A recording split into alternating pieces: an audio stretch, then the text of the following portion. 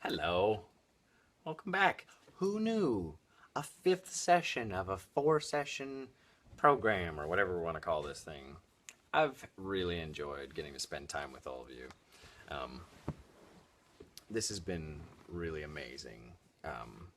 And I've learned lots. I've learned lots while I don't know if I'm teaching, but talking about all of this, I've taught myself some more things, seen some other things I got to work on. Because the truth is that, you know, I can say all these things, but Extina and I don't always do it right.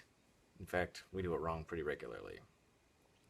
We are a very normal couple with our ups and downs, and you know, we don't throw things, but sometimes we get pretty upset. Um, I throw things. she hasn't thrown anything at me yet. Not at him. Remember when I had like a Ruby meltdown like a week ago or something like that? I think I kicked my socks across the room I don't. right before we went to the movies.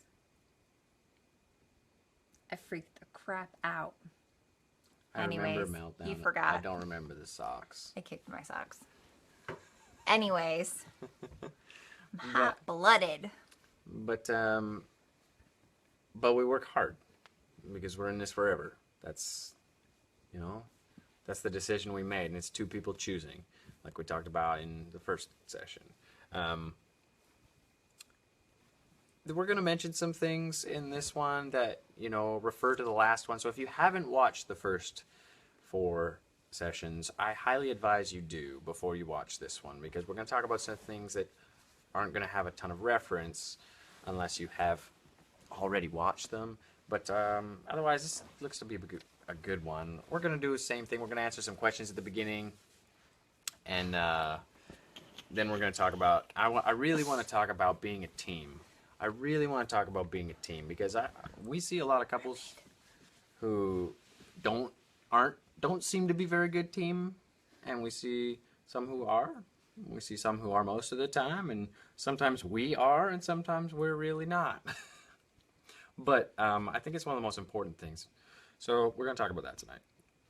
But and it's come up because of a lot of the questions that have been asked. I've been realizing, like, a lot of the questions in the comments have made me realize, this is probably something we should talk about. So, but Yay! welcome once again. I have to say, we're not counselors. No. We are just people with some experience, with whatever wisdom we've been given, and Something. we are brave enough to be on camera. So we just want to share with you anything we could possibly give you that would benefit you. Yeah. But if you haven't been watching so far, please go back and watch 1 to 4. It will help this one tremendously.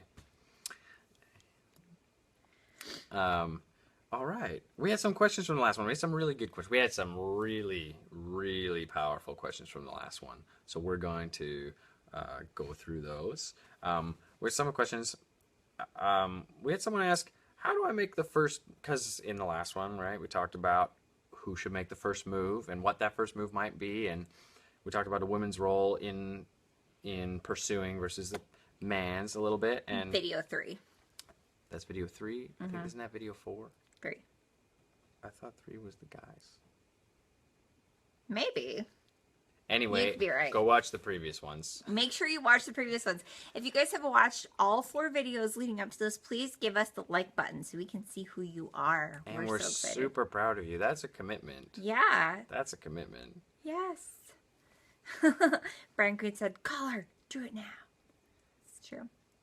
All right. I'm seeing the likes coming in. This is so cool. Thank you guys for watching all 4. You honor us very much. Yeah, man. That's so cool. Dang.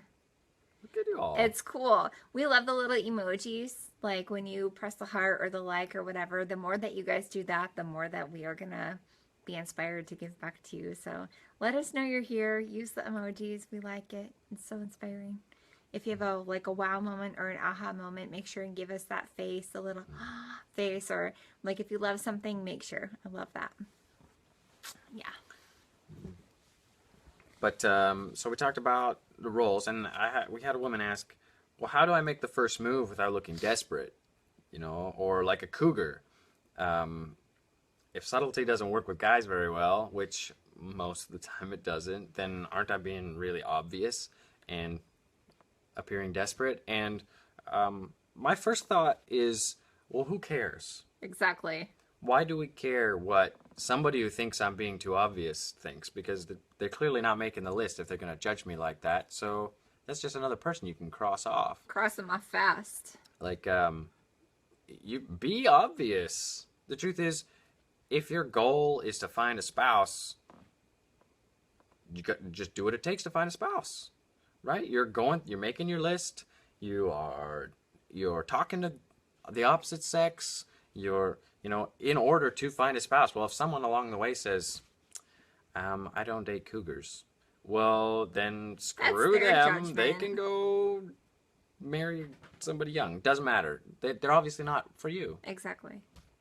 So, in short, don't care what other people think. Like, get that thing out of your head of being scared. Oh my gosh, what if they think I'm a cougar? Who cares? Caring what Why other you people care? think prevents us from accomplishing our goals. Right. Across the board. The only people I think you should care what they think are the people who have what you want. And only the selfless ones. Like, you find someone who has what you want, if they're a caring individual, and they come to you and be like, I saw you did this. I don't know that I totally agreed with that. Well, if they have what you want, you might want to think about that one twice. But if someone doesn't have what you want, who gives a rip what they think of you? They don't have what you want. If you care what they think, you're going to become like them, and we don't want that.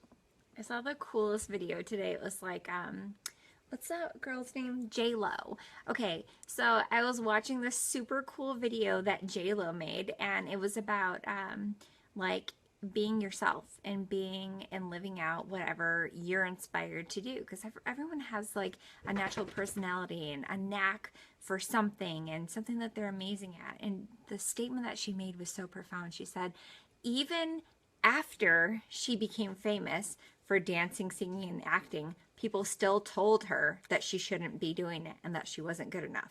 And she was already famous for it and getting the check. So there's always going to be somebody who's going to be critical of you or your nature or your personality. Who cares? Who cares? Just be you. And take some action. Go for it. Go, baby. A similar question we got was, how do you know who to form online and when, if you're making connections for friendship or potential spouses? And I would say, if we go back to the training that most of us have had, the truth is, you need to be forming everybody. True. Like, it is one of the things that helps us accomplish it doesn't matter what our goal is, forming people helps us get there. People help us get there. And, so you may get to know a couple people who aren't for you, but someone else might Exactly. suit. Like, that's just building a list. That's just building a bank of contacts, whether it's in your head or on paper, that will always benefit you. Just form everyone. Just form everybody.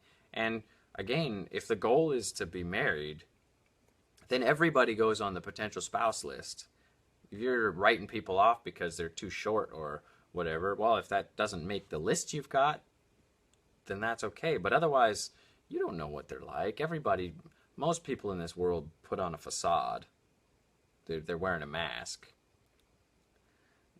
You don't really know who they are until you dig a little deeper, until you form them and get them talking about themselves. Yeah. And if you have never heard of this concept, forming, there's a big group of people that are on this live feed, live video right now. And we all get coached by a lady called Dani Johnson. She's DANI Johnson.com. And she teaches conversation starters at her live training. So if you want to learn how to form, oh my gosh, what a door opener. Join us in Orlando later on this month.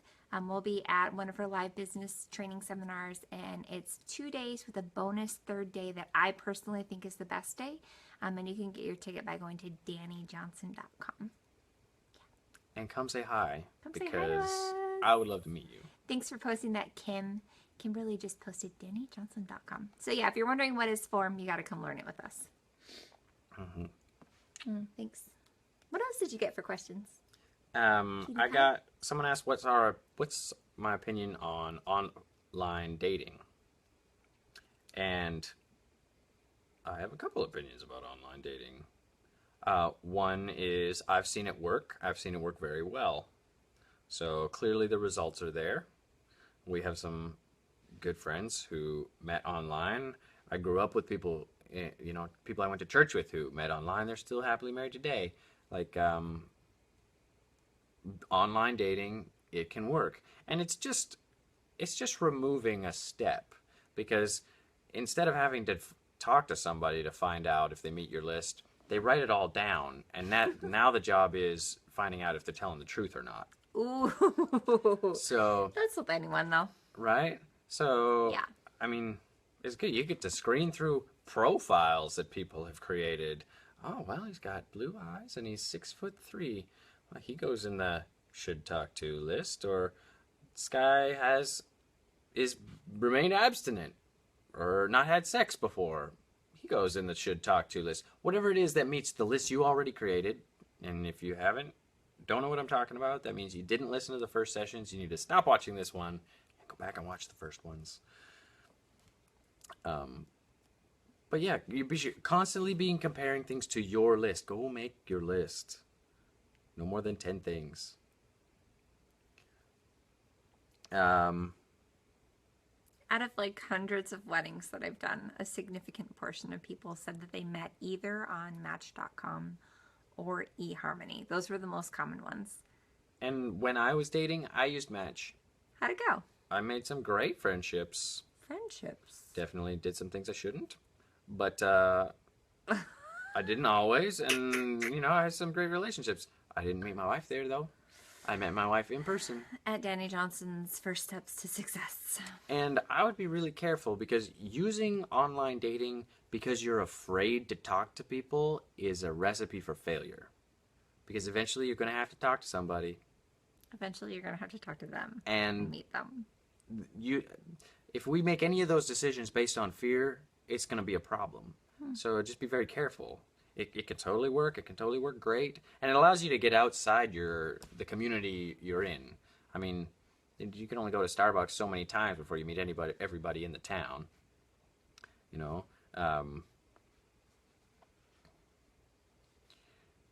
They are all, Nicola is asking where we can get the other ones. They are all on my Facebook page. Brad's page. They're all on my Facebook page. Yeah, it's the Brad Show. So it's on Brad's page. It's the Brad Show. It's the Brad Show. So cool. Awesome. We got a question about how do you know who to... Oh, I already answered that one. Someone asked about, do you really need somebody of your opposite personality for a spouse? Because you're not always attracted to someone of your opposite personality. And that question has a couple different answers. Very, very regularly, the person who's your opposite personality has gifts and skills that complement yours. Very, very often, like by design, a different person, the opposite personality of you, has skills that you don't have, which can be a great thing in a marriage. I personally,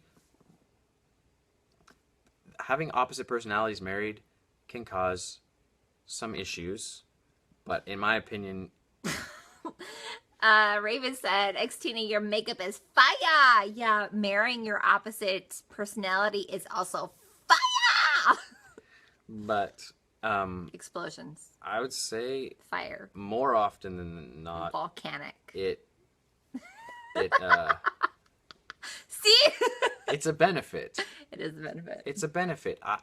I'm so grateful that we are opposite gems. She gets me out of the house to have fun and do fun things, and I, sometimes pull her back when she might not need to be so excited.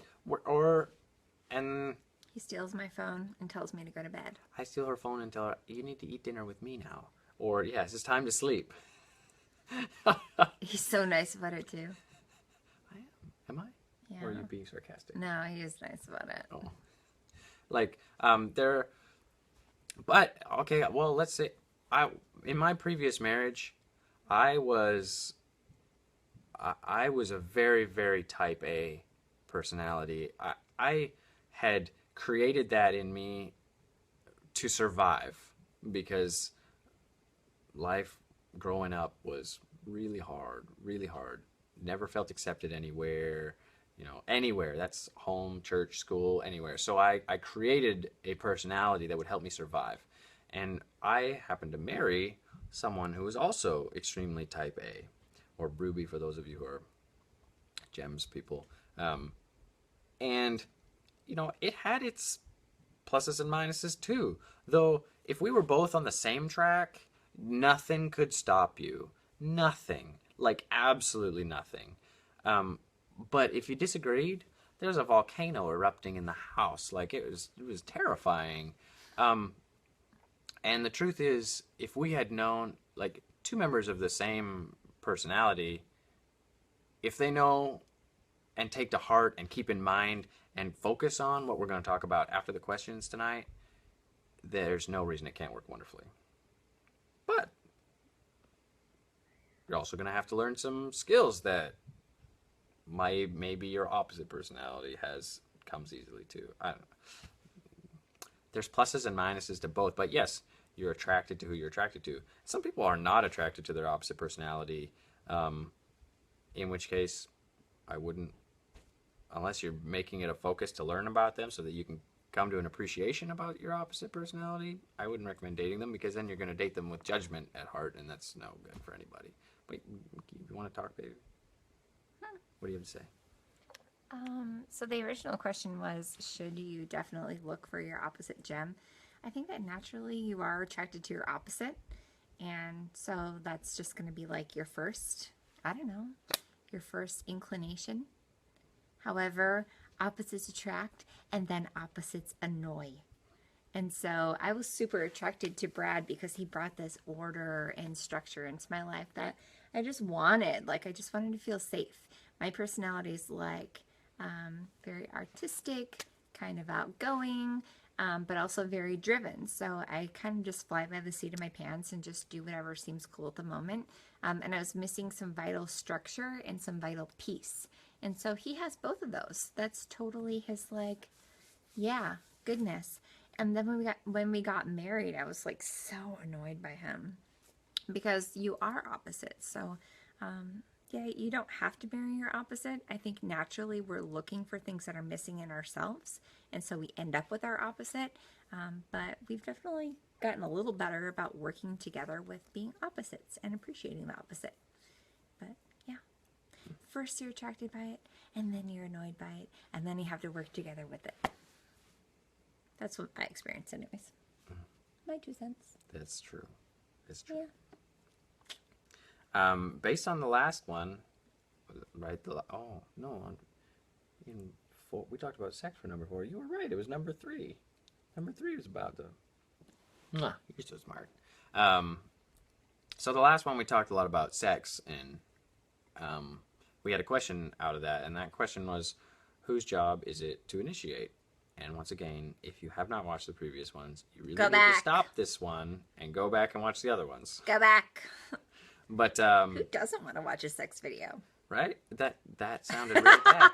That's not exactly how it goes, but it's really good.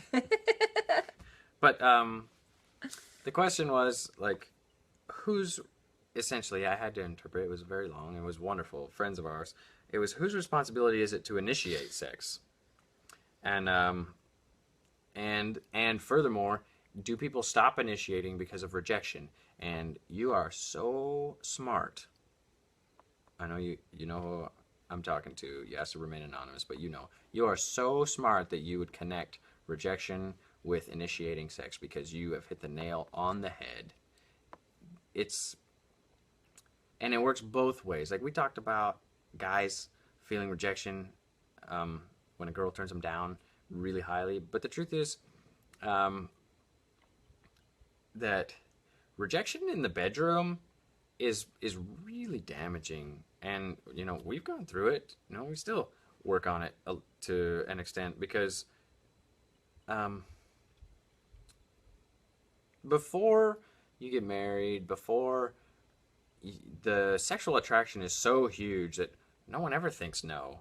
You know, if you're sleeping with each other before you're married, well, go back and watch episode 4. But even if you're not, like, sexual attraction is so enormous, you can't even imagine not Having feeling sex it. every day. Right? That's what you think. And then we get into how much testosterone a person has True. and what their natural sex drive is. And, you know, and it's not always how society says it, the guy and the girl, and maybe we'll talk a little bit about the science in a moment, but what happens is when, you know, one of us or one of the spouses feels desire and initiates sex, and the other one is like in no way in a place to want it and, you know, lets them know, that rejection is a huge shutdown, and it hurts.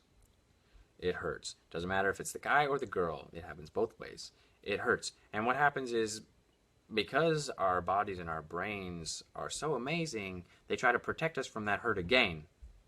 And so we either learn to not initiate. That happens very, very often amongst many, many couples, or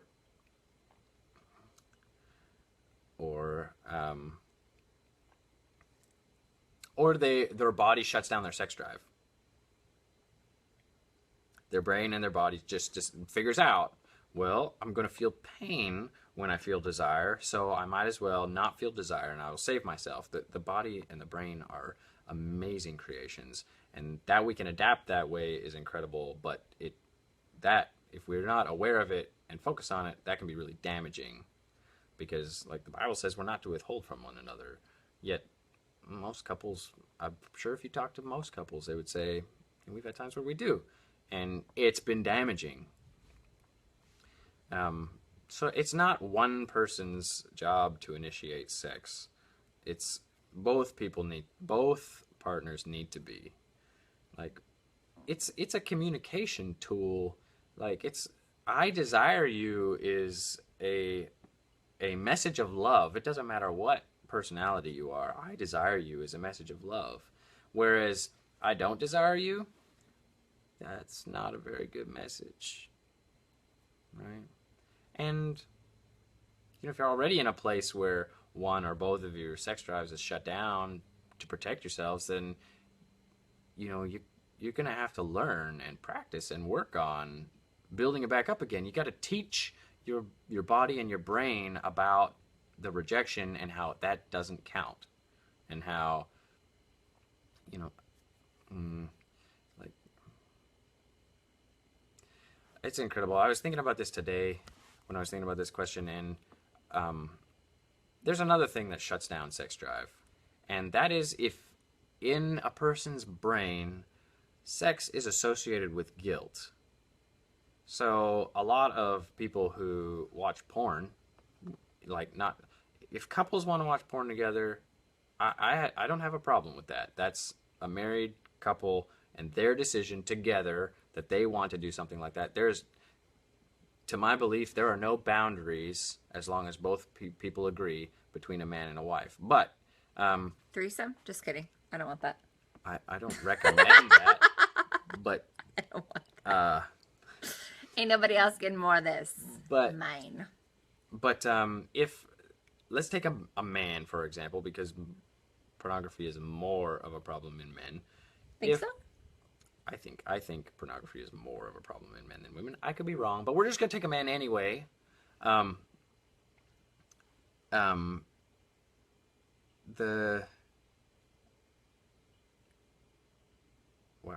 see if I can address that in a second, Raven. If a man associates sexual desire with something he feels guilt about all the time, then what's going to happen the next time he feels sexual desire? Or he starts to feel sexual desire about his wife, and all of a sudden his brain associates sexual desire with guilt. Guilt kills sex drive. Big time. Wow. Big time. Dang. So, or if somebody has, you know, majorly messed up in a relationship in the area of sex, and the other spouse has been holding it over them or constantly reminds them of it or whatever, So you mean like cheating and then the spouse is reminding them? yeah, Got it. then they're never allowed to not associate sexual desire with guilt. And now you got to deal with that. Now there's another thing you have to overcome. Yeah. That's another thing you have to overcome. So, but if we go back to the first session, the first session is so important. Two people who want to make something happen can. There is nothing that can stop them.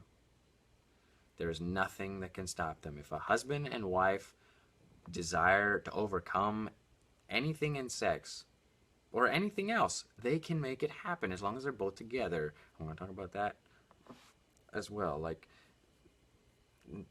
people get really upset when I say this, but no amount of infidelity, no amount of drugs, no amount of abuse is not overcomable if both partners decide. Yeah.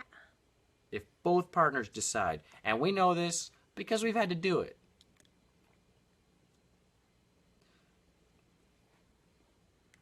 Can I talk a little bit about this? Yes. All right, so if you watch video 4, which if you're watching this, that means you watch video 4, we talked about premarital sex and how it hardwires the brain to work differently.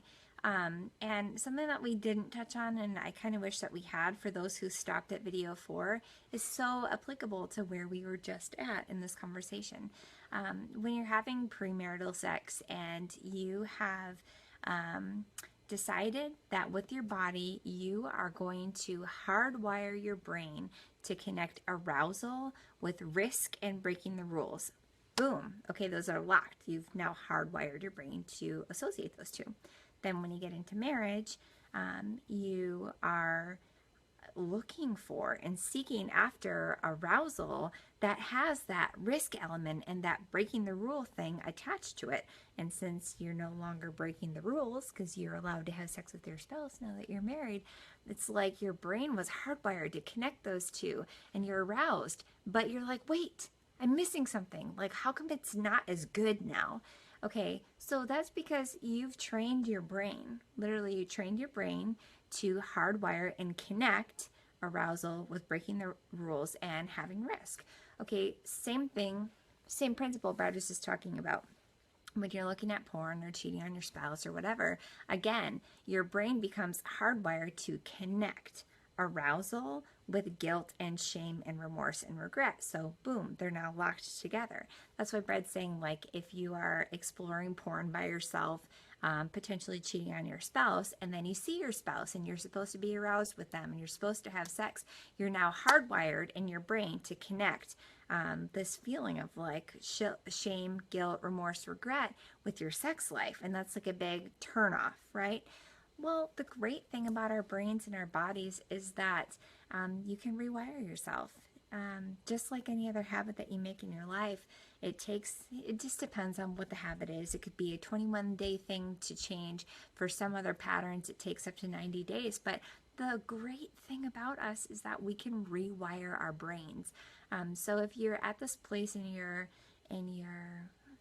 marriage experience where like you're just not turned on, or you know your sex drive is really low, and you have just like this open communication with your partner, and you guys just get really real about it and talk about it and say like, hey, you know what, I don't know what's going on with me, you know, I'm working a ton, I'm stressed out, you know, the stuff at home is just like irritating, I have not been into sex lately. And you guys can have that openness and communication. You know, it could just be a matter of being more patient with each other. It could be some verbal communication. It could be like, I like things slower, I want to be touched like this, etc. Or if, you know, there was a question that came up about if you had sexual abuse in your background and you are turned off by certain things in sex, you've got to be able to have that conversation with your partner, because together the two of you can actually rewire your brain to experience pleasure in such a different way.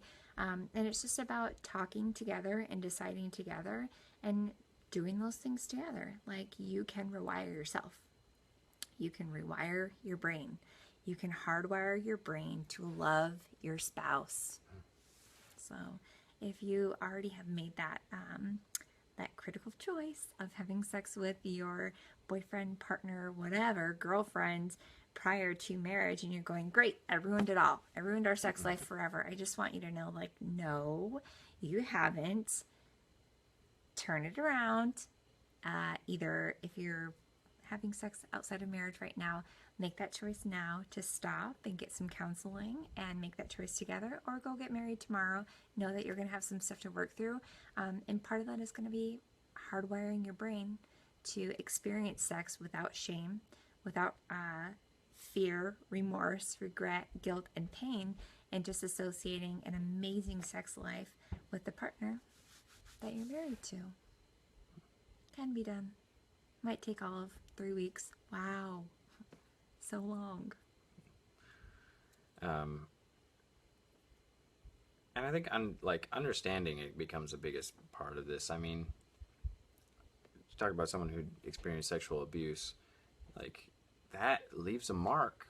Yeah. And yes, there's a bunch of forgiveness and stuff that has to happen inside the one person's mind and their heart, but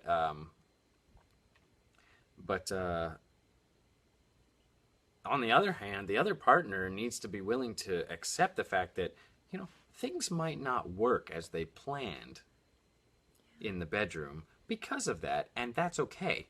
That's so good. It's not a rejection of you. Right. It's emotions and feelings and thoughts that the other person is training to not bring up but can't help sometimes. Like, it's an understanding. For instance, well, not for instance, but for example, one of us is not totally comfortable in the bedroom unless we've showered first. And if the other one isn't mentally prepared and we haven't talked about it, it can seem like a rejection. But it's not really a rejection, is it? It's just a preference. It's just a preference. Well, understanding that preference and talking about that preference and knowing that, things might not work the way one person was hoping they would. It doesn't change anything. It's just you alter because you love, because you choose, because we choose each other. Then I don't know. To make that clearer, okay, I don't know. I am just a very picky person about being clean. So if Brad comes in the door at the end of his workday and like I'm cooking dinner and he comes up behind me and gives me a big hug and things get heated, I'm going to be like, hop in the shower. Because that's my standard. But if he didn't know that, he would be like, oh my gosh, like she hates me. She thinks I'm gross. In the beginning, she that was a doesn't big want rejection. me. It was a big rejection for him. And I had to have this conversation. I'm just like, that's just my preference. Like come at me fresh. It's just what I like. I'm going to be way more turned on.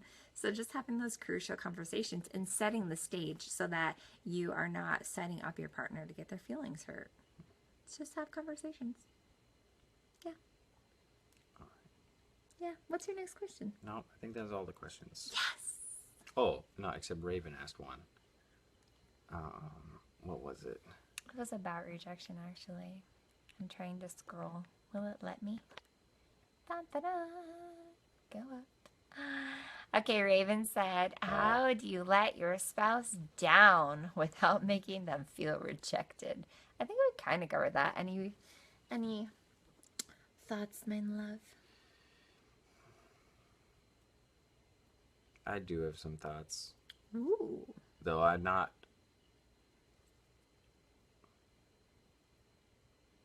understand very well there being times where we're really not in the mood. I mean, I understand very well. Truthfully, probably out of the two of us, especially in the beginning, it was me. I was the one who was more not in the mood. My sex drive was a lot lower than hers. Just kidding. And a lot of that was training. A lot of that was, dealing with rejection. Well, let's talk about that for a second. I'll come back to your question. Growing up, feeling rejected everywhere, one of the things I made a focus of was to not need anyone. Because if you need somebody, they're going to hurt you. And that was the lesson I got taught over and over and over again. And to be honest, that has caused issues in our marriage because now my habits and my mindsets are when I get hurt, to make it so that I don't need her. Well, we're going to talk about tonight that that's not okay. So that happens in the sexual world too. Like, you know, your brain is very, very, very powerful and capable of making it so that you don't need a partner sexually, which causes a problem because you're married now and you do need each other sexually. It's not just a physical thing. You need each other sexually. So how do you let them down? It's got to be honest. And actually, I think one of the things we haven't been so good at, but I was thinking about today, and we need to be, is you need to let them know that you still desire them. Ooh. Because that's the big thing is, you know, I initiate sex as I'm excited, and she says no, in whatever words that is. The truth is, I'm going to feel rejected, that my desire has just been shown to not be a priority. You know, it's the same the other way around. If she is desiring of me and I shut her down, I have just taught her that her desire is not a priority of mine. And that's bad. It's bad for us to communicate to each other that our desire is a bad thing, because our desire is a very, very good thing. It might be in the wrong moment for one of us, but it's still a very, very good thing. And that needs to be communicated. You know, I don't know what words you got to use, and it's going to change for everybody, but, you know, to be able to say, you know, babe, I so appreciate that you want me, but, babe, I haven't showered in like a day, and I've been working all day, and I just need some time to calm my mind down. Whatever those words got to be, you got to be honest, but you have to communicate that you are so appreciative of their desire. You know? Or, you know, I mean, I remember hearing on Christian radio one day, it was like, this woman wrote a book. I don't remember what the book was called. I don't remember her name, but I remember her talking about how, like, you know, it's not my job to turn my husband down when he wants me. So, you know, sometimes, you know, you should just give him a quickie, even if you don't feel like it. And you know what? It might turn out okay. It might turn out really great for you. And I've never forgotten that, probably because I was young and it was totally shocking to me. But that's the truth, is like, it's not gonna hurt to participate, even if you don't always feel like it in the moment. Just saying. Okay. Let's talk about being a team with your spouse. That's something that really needs to be on your list, whether it's on paper or up here. It needs to be a focus that when you are looking for a spouse, or if you're already married, you need to be a team. However you see that team, whether it's two warriors in the field of battle, because this world's a hard place, or, you know, two scholars looking for a piece of information. However it is you choose to see each other, you have to be a team. And let's look at the characteristics of a team, right? A team has a coach. Who's our coach? Our coach is God.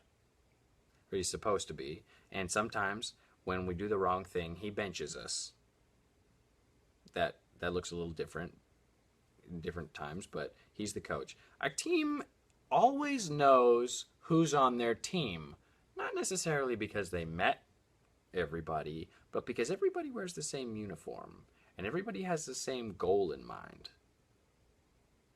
This is a team, right? If we take hockey, for example, just because I'm Canadian and can do that, like, everybody's wearing the same jersey. And they're wearing the same jersey so that at any time on the ice, a player can see out of the corner of his eye a flash of blue and know that's my teammate and not the enemy, and the enemy is always working against us.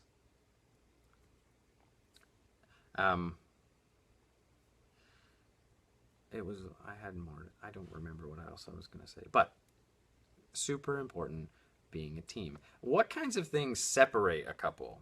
And I'm going to talk about some things tonight that are going to make some people upset. Yep. You have the option to deal with it or leave. Those are the only two options. Mm-hmm. We're going to talk about bank accounts and last names tonight, because this is a big deal, a huge deal, and a lot of people get it wrong. Now, again, this is all my opinion, and you don't have to take it if you don't want, but let's go back to that hockey team. Let's say I'm a professional hockey player, and I get picked by another team. What would happen if I kept my old jersey and wore it while playing with the new team? What would happen? That team, on an unconscious level, would know that I'm not really on their team. Not really on the team. I'm not really on their team. My loyalty lies somewhere else first. Totally. Somewhere else. So, what happens when I keep my last name? Sorry. What happens when Xtina keeps her last name? Whose team does my brain think she's on? Doesn't matter what I say, I believe. Whose team does my brain think she's on? It's not mine. It's not my team. Her loyalty lies to her team. She's still a Haas. Dang. And now we're going through life as a team, trying to accomplish the same goals, but one of us doubts the other one. In fact, I understand there's lots of reasons to keep your last name as a woman in today's society, but I disagree with them all. I have people who say, I'm a teacher. So I know lots of teachers who've changed their last name, so it's totally possible. Teach your student your new name. That's right, Christina. You are one in everything. You need to be one in everything. And everybody from the outside needs to be able to see that you're one in everything. Same uniform. For the rest of your married life, people are going to be coming at you, not deliberately intending to, some of them will, but to break up your marriage. Ouch. They're going to be looking for weak parts. Why? Because our enemy hates that we are a team. Our enemy hates that we're a team. And the better team we are, the more damaging we are to him. Mm-hmm. So he wants to break it up, which means people are going to come out of the woodwork to try and break you up. Well, they're going to use any weakness they can see. If you have two different last names, that one's really obvious. So obvious. I recommend to everybody watching that when you get married, if you are a woman, you change your last name to his. Now, there is one place I have found so far where I don't think a woman needs to change her last name. And that is if the man changes his last name. Ooh. And I've only seen this once. And I saw it. My dad's cousin, but I'm going to call him my cousin. My cousin was one of 4 sisters, no sons, which means that family name was going to die. And so she found a man who was willing and wanted to take her last name, could continue. Now that's one of the most romantic things ever. That dad was like, come on in, son. Yes. Like that. There's the one instance that I have found so far where I feel absolutely at peace about a woman